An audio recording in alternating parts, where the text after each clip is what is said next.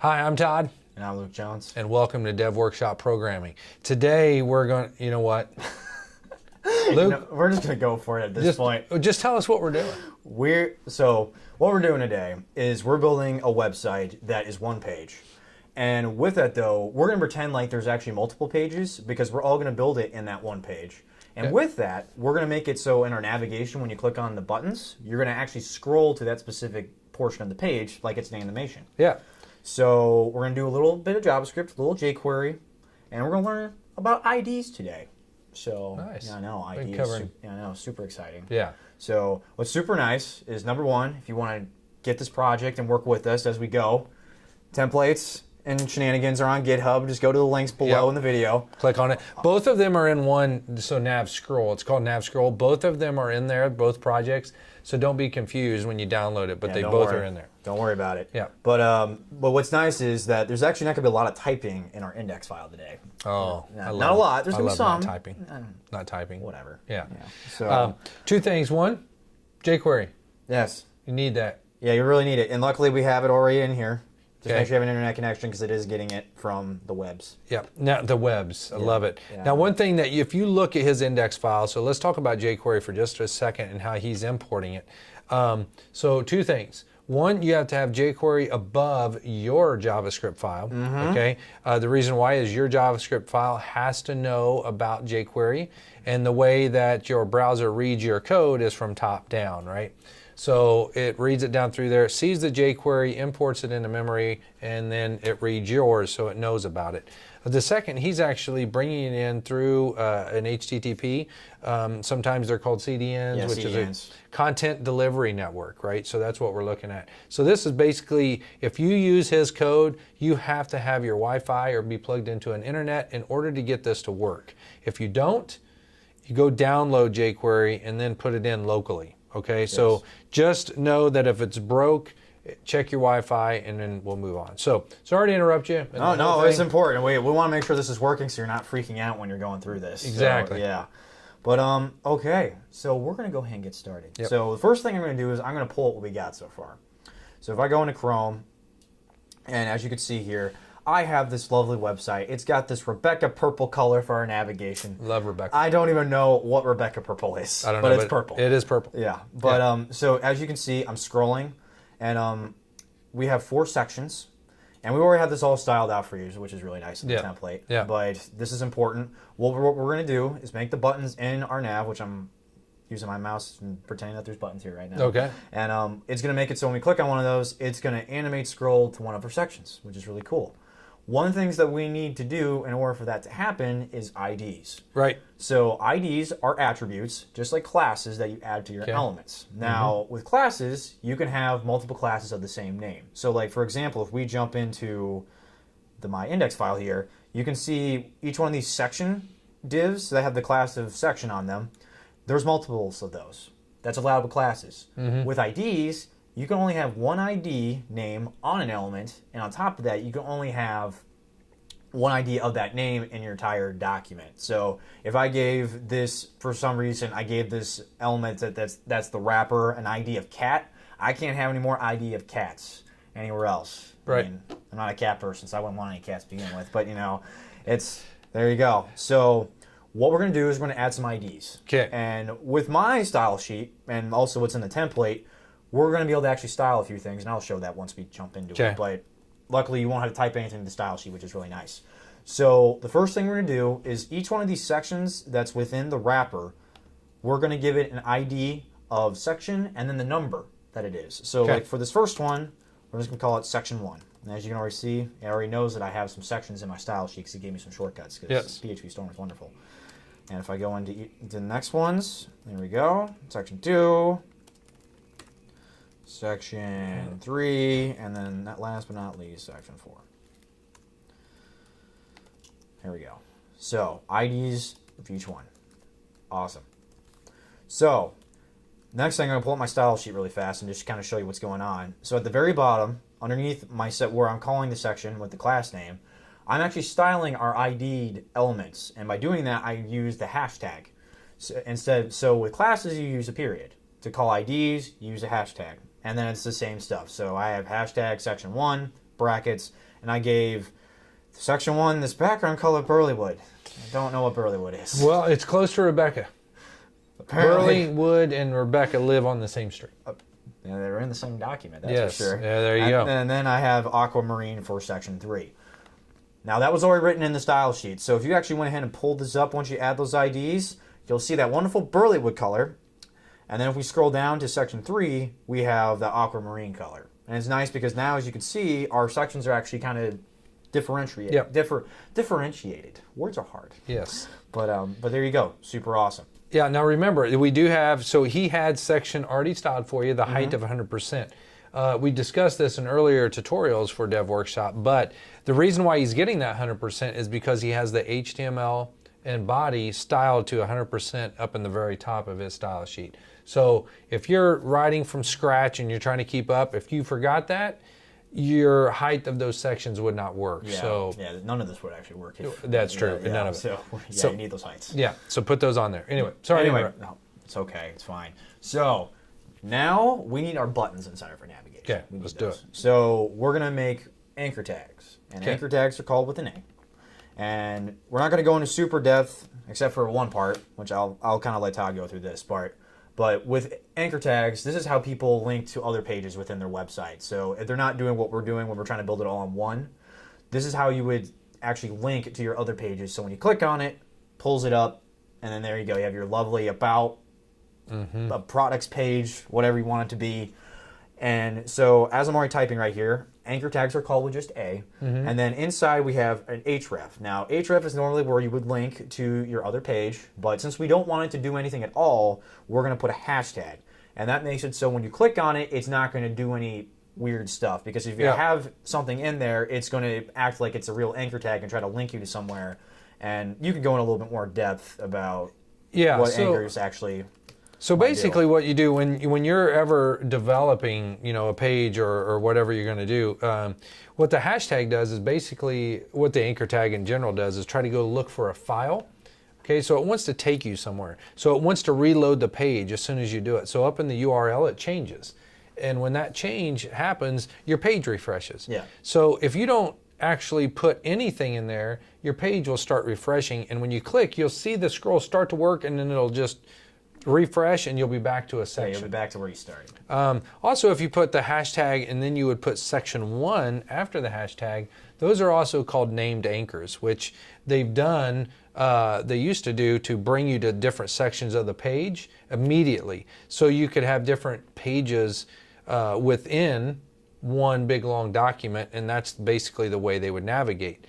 But in development purposes, so we don't go anywhere, and in this case we don't want it to go anywhere, the hashtag actually appends to the top in the URL, and the browser reads it and does nothing at all. It doesn't reload, doesn't refresh, doesn't do anything. And that's exactly what we want to do, right?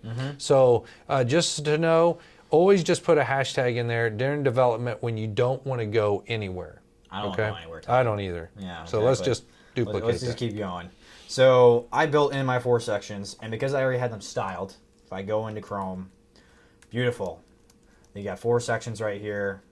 Nice. Yep. Now, the next thing we need to do is, on the topic of IDs that we had with our sections, we need to add IDs to each one of these anchor tags. All right. So since we called the ones below sections, we're just going to call these by numbers. So the first one's is going to be ID of 1, next one's going to be ID of 2, etc., etc., etc. Go ID, Now this will not change any of our elements. I did not style these, so these are just simple as 1, 2, 3, and 4. And then there you go. That's all she wrote for that part. Now we can jump into some JavaScript / jQuery. So we're going to jump into the app.js file, and it's nice and clean right now. There's nothing there. And what we're going to start doing is we're going to type a line of jQuery, and what we're going to do is we're going to call our anchor tags. And just to be, a little particular, just in case you add more anchor tags to your website, we're going to call the anchor tags within our nav. Okay. So to do that, we do the jQuery of $, parentheses, quotations, and then we do nav A. There you go. Merry Christmas. Okay. And then since we want it to be a click event, we're going to do a .click. And then one thing, if you watched our last thing with jQuery, when we used jQuery, we're actually going to add an E inside of our function parentheses right here. And an E stands for event. And event can be done many different, you can call an event many different ways. There's also, you just type out the word event. It's EVT, correct? Yeah, there's 3 different ways really, right? So that's the way most commonly you'll see it. And then what this is doing is that, so when we click on this thing, it's going to trigger an event. So it's saying, all right, whatever this event is, it's going to do something depending on what we type in through our JavaScript. Right. So that's all that's doing for right now. And we'll explain that in a minute. But what we need to do now is that we need to get the ID of our nav A element. Okay. Click on it. So first what we're going to do is going to make a variable. And I'm just going to call it button ID. And then what I'm actually going to work a little backwards. So I'm going to type the backwards part, or the back part of this first, and then we're going to get to the front stuff. Okay. Whatever that means. Anyway, so what I'm going to do is I'm going to do E, because we're going to do our event, and we're going to do get attribute, and then we're going to do ID. So what this is doing right now is that it's when we click, we're going to get the attribute of ID, or when this event triggers, we're going to get this element's ID. That's what we're going to do. Okay. Now, why I said we're going to work backwards is that with this variable, we actually want it to also have section in front of it, which is important for later. So in front of it, I'm just going to add section, and there we go. So button ID is section and whatever the anchor tag's ID is. So there you go. Now the next thing we want to do is that we want to animate our scroll. So when we scroll, we need to decide where on the page we're going to go, and we're actually animating the HTML and the body. Okay. So to do that, $. Love it. Yeah, all the normal jQuery stuff, and HTML, comma, body. Don't forget that. Yeah, please don't forget that. Please don't forget it. I've been struggling for days. All right, there we go. Make sure I spelled it. And so with that, we're going to animate. So we're going to do some jQuery animation stuff. Okay. And then there you go, put our parentheses. Now what we're doing with animate is we're actually taking in an object property with this. So instead of actually doing a function, we're going to do our brackets. And there we go. We're going to start getting our object ready. Okay. So what we're actually going to be animating is the scroll top of our page. All right. So what this is doing is that from the top part of the page, it's going to determine how many pixels are where this element is. Okay. And with that, based off of the button ID and that element, it's going to figure out those pixels. And then once this click is called, it's going to scroll so many pixels to where that element is, and that's how we're going to get to our section. Okay. So like I was saying, scroll top, and we're literally just going to write in scroll top with Campbell case here.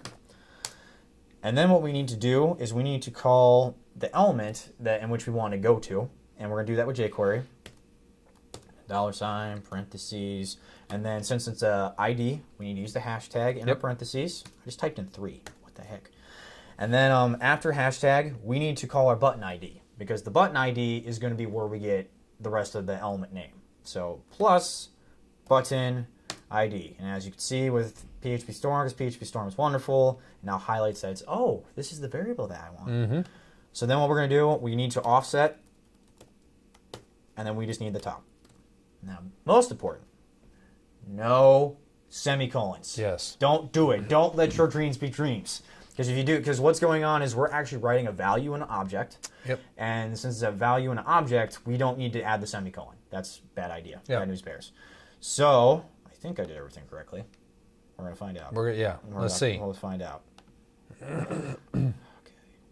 Cross your fingers. It's not working. And your toes. It's okay. It's not working. It's okay, though. There's this wonderful thing called inspect in Google Chrome.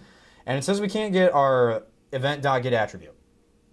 Okay. So, Todd, would you like to take it from here? Yeah, I can. So actually, if you look at my screen, over on... I just pulled it away. Yeah. Yeah, I'm sorry. Yeah. Oh, gosh. Again, look at my screen. Don't listen to me. Yeah. So there are 3 different ways, or actually several different ways that you can actually get the ID. Okay. So the one on my screen that you're going to be looking at is we're going to use the e.currentTarget.id. Current target. Okay. Yeah. So you'll notice that I have section, and the word section actually matches. So I'm going to split mine here real quick, and so you can see this. Notice how this word section is matches this word section right here in all of these divs in the wrapper. Okay, make sure that's exactly. So if you have capital S there, it needs to be capital S over in your div wrappers. I want to point that out. So then the plus that we have here is actually what they call concatenation. So we're concatenating section and then we're getting the ID from the anchor tag. Okay. So again, he used a number 1. If you actually spelled it out, make sure you spell it out in both places. Yeah, both places. Okay, so there you go. Now, there's another way to do this. I'm going to comment this line out, and we'll try another one. You can do a var. We're going to just use the same variable, equals, and then we're just going to write section here, plus, and then we can use jQuery, right? So we can put this .id, and now you should get the same exact